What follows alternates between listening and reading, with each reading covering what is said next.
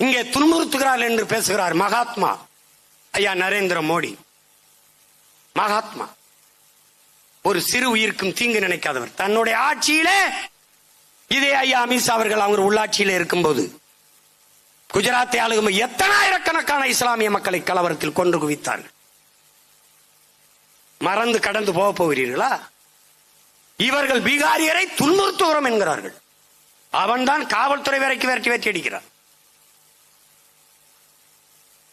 பள்ளிக்கூடத்துக்கு போற எங்க பிள்ளைகளை காட்டுக்குள் தூக்கி கொண்டு போறான்.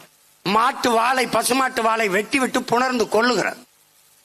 அதிகப்படியாக போதைகளை கொண்டாந்து இறக்கி போதை மாநிலமாக மாற்றுகிறார். எவ்வளவு பெரிய கொடுமை நடந்துருச்சு பாரு. பேசுறாரு அவரு, பீகாரியனை துன்புறுத்துவது தமிழ்நாட்டு மக்கள், தமிழ்நாட்டு திமுக ஆட்சின்னு பேசுறாரு. இந்த திமுக தானே இங்க எல்லாம் இருக்கு. எப்படி இருக்கு? அப்ப வாக்குக்காக எதையும் செய்வார்கள் இவர்கள். பீகாரியன் வாக்குக்காக தமிழ்நாட்டில் உங்களை துன்புறுத்துறாங்க. இங்க வந்து நீங்க அதே வச்சு பேசணும். இப்ப 21 தேர்தல் 26 தேர்தலுக்கு வருவீங்கல்ல, வந்து பேசணும். துன்புறுத்துவதை பற்றி நீங்கள் பேசலாமா? மணிப்பூரில் நடந்த கலவரம், எத்தனாயிரக்கணக்கான மக்கள், 2 பெண்கள் சாலையிலே நிர்வாணப்படுத்தி பல ஆண்களுக்கு இடையில் நடக்க செய்து வன்முறை செய்து தீ வச்சு உயிரோடு கொளுத்தினார்கள். இதை சகித்து பொறுத்த நீங்கள் பீகாரிகள் தாக்கப்படுகிறார்கள், சித்திரவதை செய்யப்படுகிறார்கள் என்று அங்கே போய் பேசிக் கொண்டிருக்கு. எப்படி இருக்கு? மணிப்பூர் கலவரத்தில், குஜராத் கலவரத்தில் அவங்க என்ன பண்ணாங்க?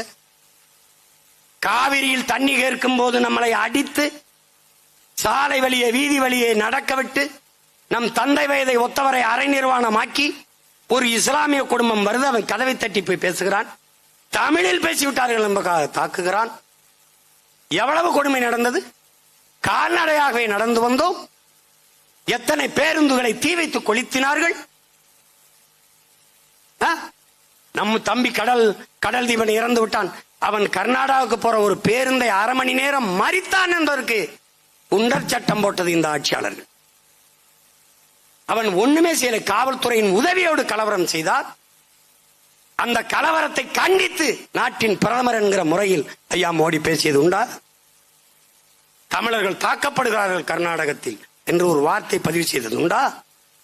ஏன் இல்லை? அந்த நேரத்தில் தமிழ்நாட்டில் தேர்தல் இல்லை. இருந்திருந்தால் பேசுவார்கள்.